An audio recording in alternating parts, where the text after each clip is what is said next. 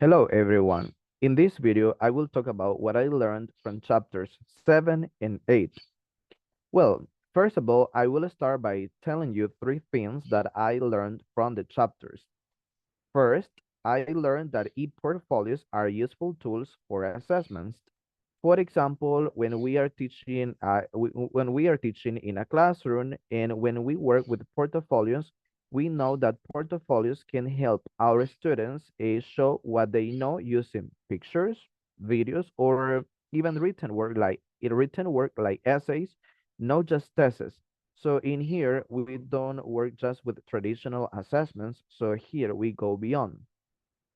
Number two, I also learned that performance-based assessments ask students to do real tasks and not just to go again, right, with traditional assessments.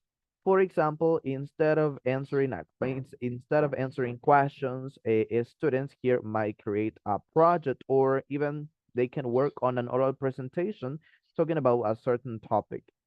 Another thing that I learned is that modern education must teach soft soft skills like teamwork and creativity.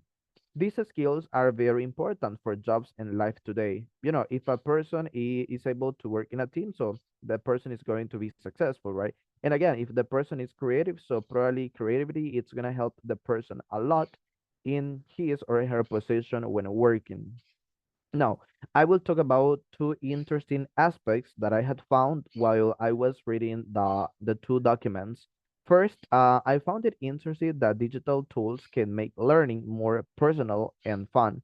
So I will talk about from my own perspective. So since I am a university student, so I think that when we use a variety of, let's say, tools in our classes, I think that the learning is like more, it's funnier because we don't practice our knowledge just like by using traditional assessments. So here we use probably different techniques, right? For example, I really love using quizzes or um Kahoot in here, right, to put into practice what I have learned.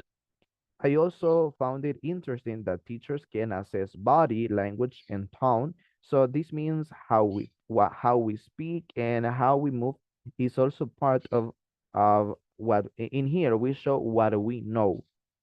And well, so in order to finish, I do have a question, and that question says, so how can teachers be fair and avoid bias when grading performance tasks? Because as we already know, we are teachers, right? So in a classroom, we can happen to face that we have a variety of students. We know that each student is completely different, and they can have their own learning style. So in here, I think that it could be hard to stay objective. Thank you.